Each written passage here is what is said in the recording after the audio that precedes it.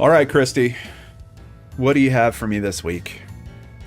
This week, I have the story of Stella Lansing. Okay.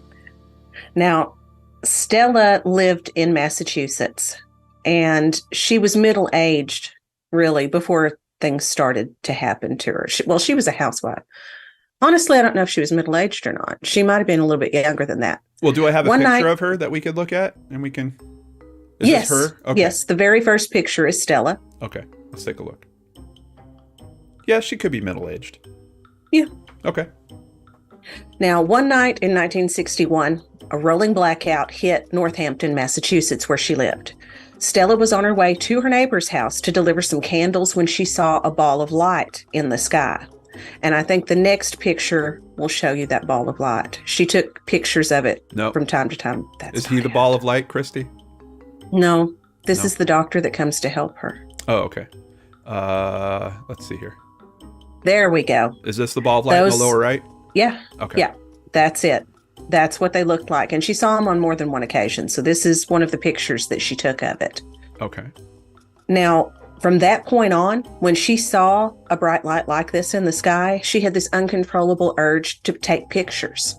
So she would pick up her Keystone 8mm Capri movie camera, put film in it, and go. She had standard cameras that she used as well, but she used this 8mm a lot.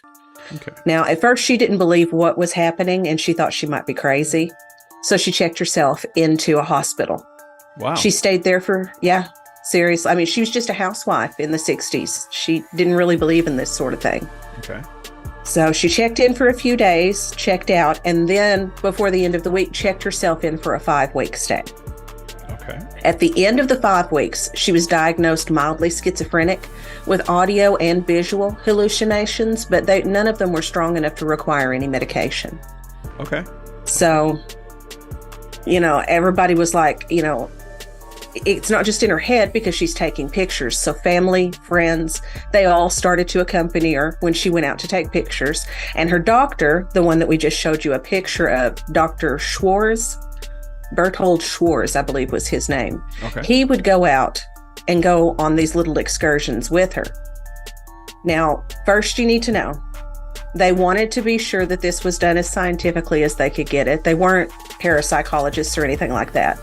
Okay. So they would always bring in unopened film that they would actually put into the cameras, because the tampering is going to happen with the film itself, not so much with the camera.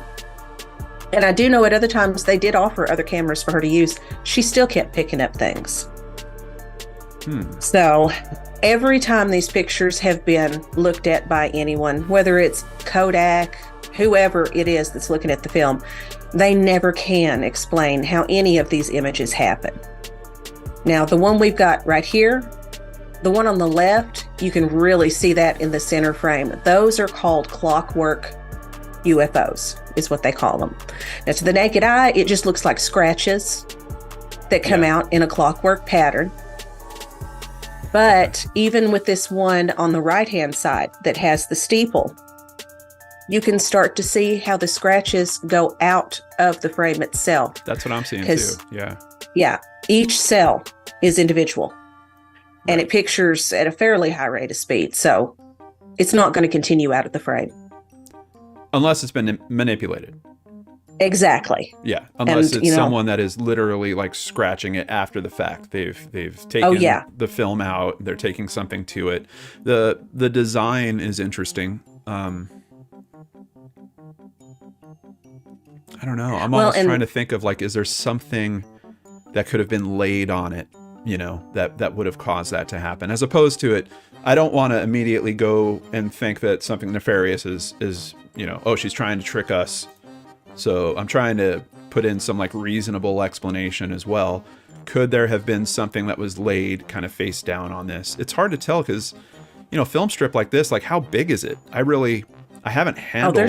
The cells are really small. Yeah. Yeah. So, I mean, could it be something as simple as, I don't know, if you laid your diamond on it, or if you had some object that had sharp edges on it, that it would do that. But what's interesting about it is the marks, like here you can clearly see it. The marks are actually outside of the picture. Mm-hmm. So it seems to me that it's happening after the fact. Like, is she saying that she saw these things flying in the sky and that's why she took a picture of it? No, she just felt the urge to take pictures. Okay. And this urge would lead her to whatever. She started taking pictures of the plane and the steeple. That's what popped up. Okay.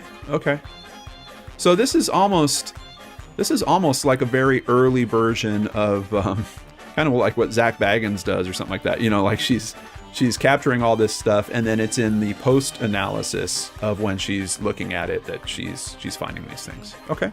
Yes, definitely. All right. Now, let me see. The next picture is one that they call the arm.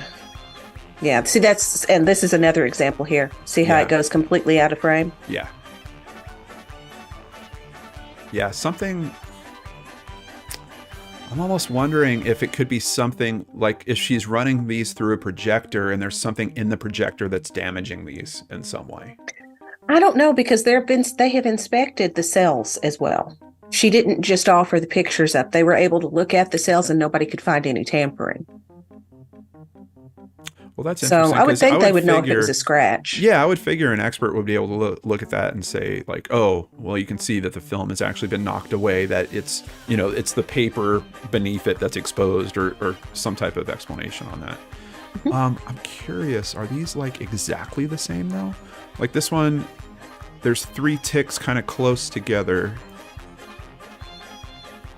And here we've got 3 ticks kind of close together. I don't know. This might stand some more analysis of trying to lay these hashes on top of each other to see if it's actually a single object that is pressing and doing this. Mm-hmm. Okay.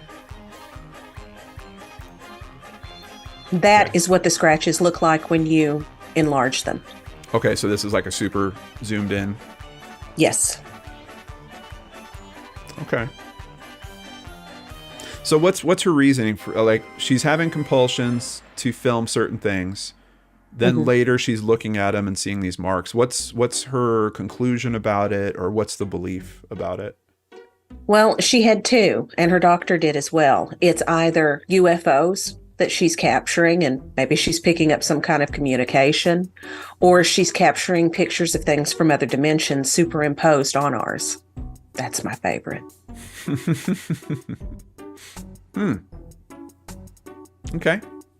Is there more to review here? I see we've got a bunch more. Oh, not on this picture, no. Okay. So next pic. What is this? This is one that she took. They call it the arm. Okay. You know, she was taking a normal scenery pic, and this is what came out onto the film. What is it? Do you know what it's supposed to be? Yeah. No, nobody does. And you have to understand, it's only on one cell. One cell all by itself, and the rest are normal. Raymond Duncan makes a good point. You try to avoid marking outside the frame if you were faking it. No. Raymond, I think you're right. But I don't think this is a job of someone doing this intentionally. I think there's something else. Hi, Gwen. I think there's something else that is affecting this film in some way. And that's her interpretation of it. This one almost, when I first see this, the first vibe I get is like, this is a bug. Like the body of a bug here. I don't quite understand what these are. But I don't know. I don't know. It's weird. To me, it almost looks like a skeleton falling over on its side with its arm out. Yeah. So this is the first of 2 pictures, right? That are kind of related. Well, we get to hear that now. That's Lola May. Oh, that's all right. This picture is just a regular picture Stella took of herself. Okay. No big deal until you flip to the next frame. And then you see this tumor-like growth that appeared on her face. What the heck is that? And it creates a shadow. It does look like a shadow. Let me see the original.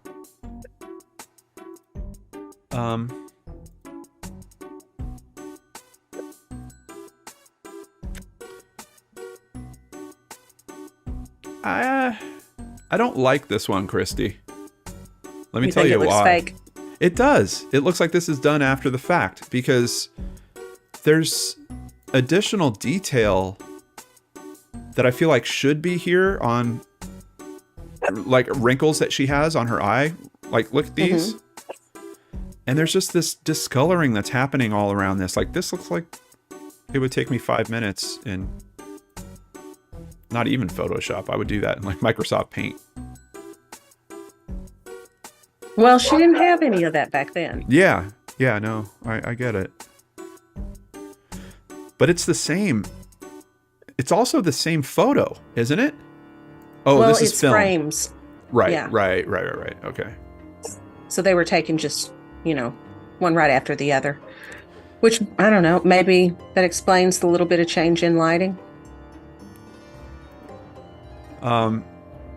Yeah, I mean, it doesn't look like I would love to say that it's a bug. It's a bug that's flying around in the room and this frame happened to catch it. It doesn't look like what I would typically see for movement from a bug, something like that. That's an interesting one. Do we know what her reaction is to this?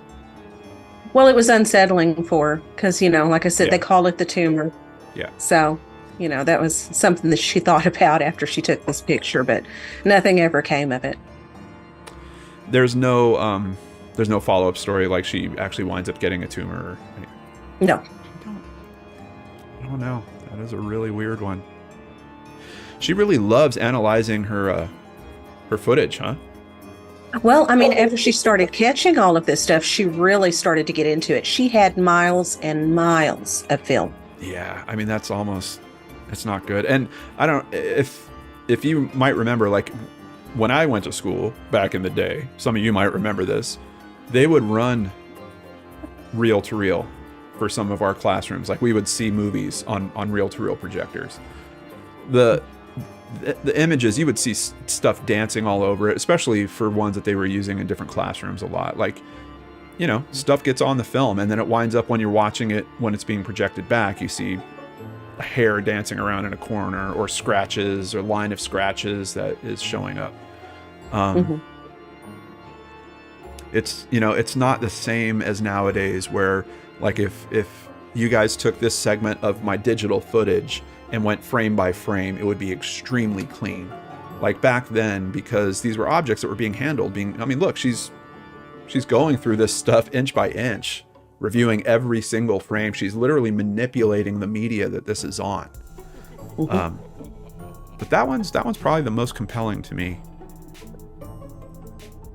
What is now this? This one, yeah, they get a little bit creepier as we go by.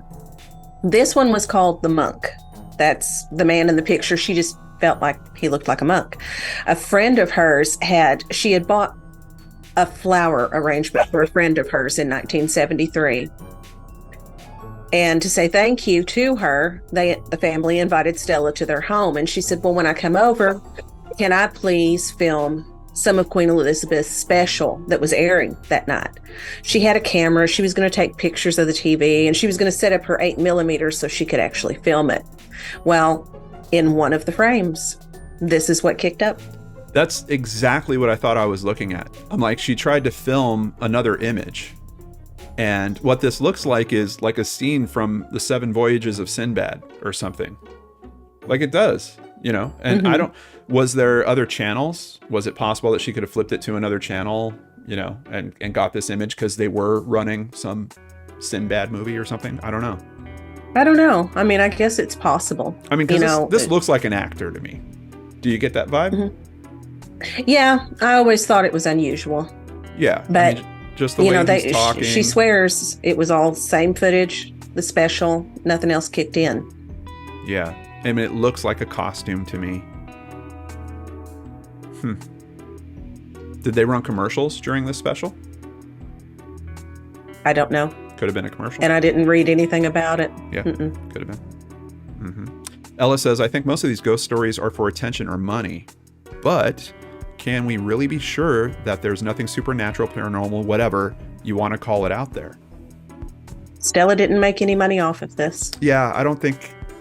Well, I mean, we know that she's dealing with some things on the emotional front.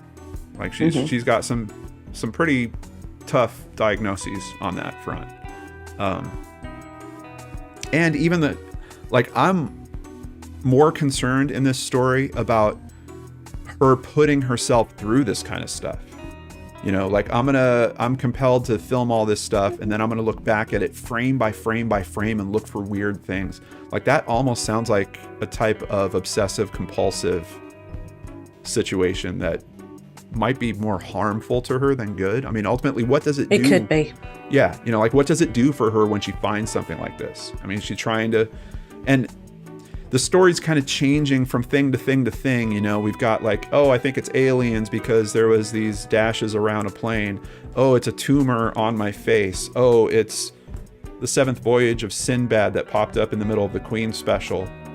You know, like it's not a consistent, I'm being haunted by a 7-year-old boy that keeps showing up in my footage and his name is Jacob. That's true, but like I said, they figured this could also be images from another dimension. Those would be random. Yeah. Or, you know, thoughtography was put out there where you can actually imprint your thoughts onto film. And they wondered if maybe she had the power to do that. And it was just images her subconscious was kicking up. But I'm not as big on thoughtography. I've never really thought about that as a concept. There's something about that I find interesting. Yeah, I've got lots of people who used to do that. One very colorful guy who used to do that. And I can't really explain it, but I feel like it's a hoax, you know? Yeah, okay. What's this one? Now, this one is the one that freaks me out. This one's called The Occupants. She was taking a picture one day of some highline wires and the sky, and off into the corner, she could see one little spot. When you enlarge that spot, this is the picture that you get. And it looks like 3 occupants, you know? Yeah. No big deal. I'm pretty sure that's Mike Morford, that's John Lorden, and that's Gray Hughes. It's 3 men. It's 3 men, right? They knew we'd be doing this. Yeah, it's a psychic thing. But as technology advanced, they wanted to look at these pictures more closely, so they transferred the 8mm, which doesn't have sound capacity, over to VHS. And when they did, there were voices that transferred over with it that they have no idea how they took images from an 8mm and transferred it with voices. They have no clue. Well, I might have an explanation on that, but let's hear what they did with this. A person like Stella Lansing could not do it. Even more mysterious than Stella's Super 8 image of the occupants is what happens when the film is transferred to videotape. Then, unidentified voices suddenly appear.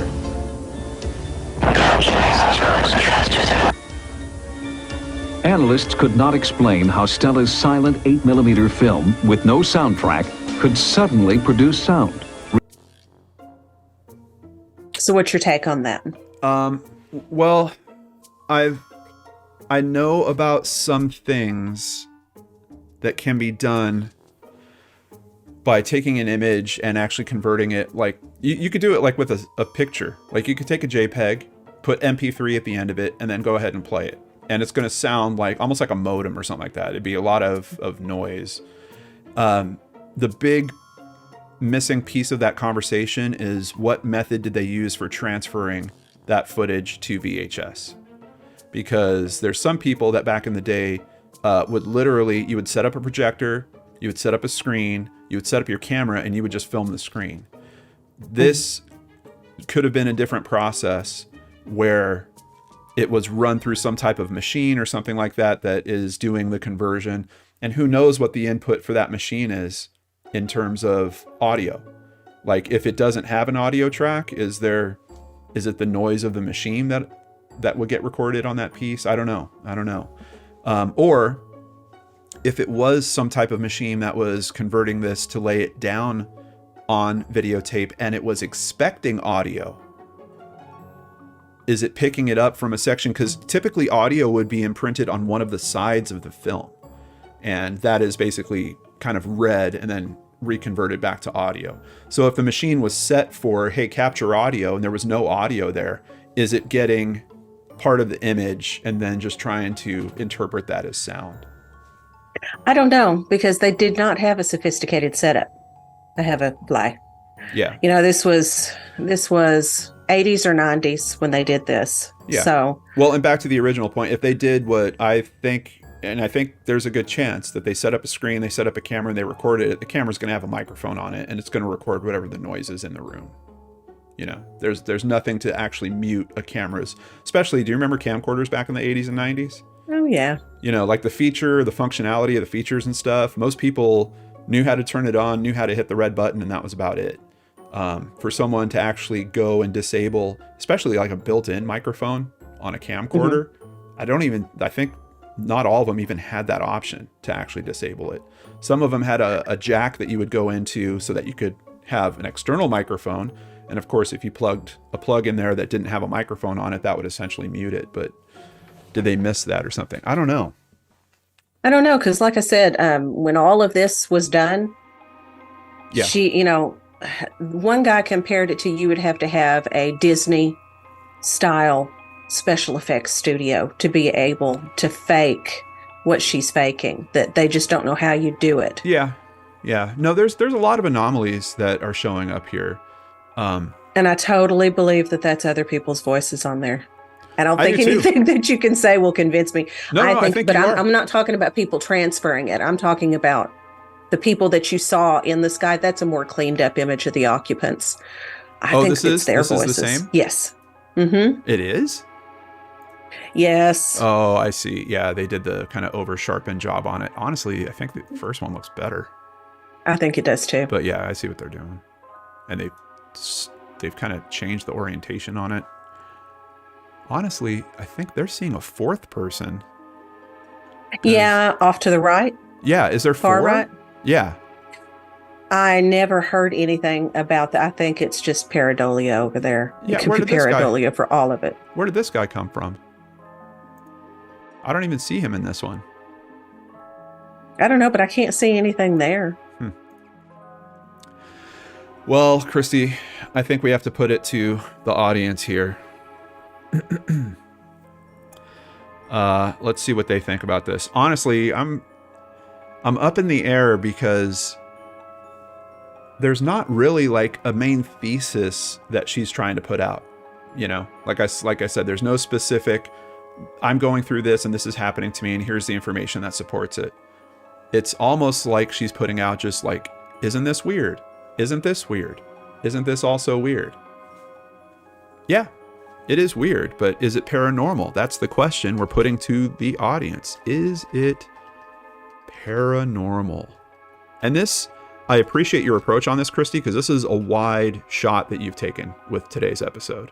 Because honestly, each of these things could be broken down into its own occurrence. Yes. But knowing that there is no kind of overarching methodology that she has about what these experiences are, I do appreciate that you just rolled them all together. Let's see. What do you guys think? Weird? Yes. Paranormal? No, says Mariana. Hello, Mariana. Okay, it was buffering for some people. Okay, thank you, Misty K. Yeah, this is one that I really believe is true. I do. I think she was seeing things that she couldn't even see herself and never understood it, because after all of this, after the miles of footage and the thousands of pictures that she took, nobody knows where they are today. No one knows what the family did with it when she died in 2012. And they don't seem to want to have anything to do with it. Yeah, that sucks, because really having access to the original materials could be super helpful. I could spend years looking at that stuff and never get bored. Yeah, that's unfortunate. Because all of these they're like extreme close-ups, and I mean, this one at least you're getting to see the whole shot, but this is obviously taken from a documentary or something. Like, we're looking at, who knows, it could be a third generation copy of this by the time it's been filmed here. This one too, super zoomed in, looks like it was on newsprint at some point. Like, these samples are just, they're not super strong. It'd be nice to have these. Well, no, and with the, with what they were dealing with, if we had the original film cells, that would be totally different. But even when I have saw, a family member pop up on a message board here and there for Stella, They never talk about where anything is, if it would be shared, or if they ever even want to. And that just breaks my heart. Yeah. All right. Well, let's go to the polls. Honestly, Christy, big jump from last week. Oh, really? Is it paranormal? 35% think that there's a possibility that there's something paranormal there. 65% don't.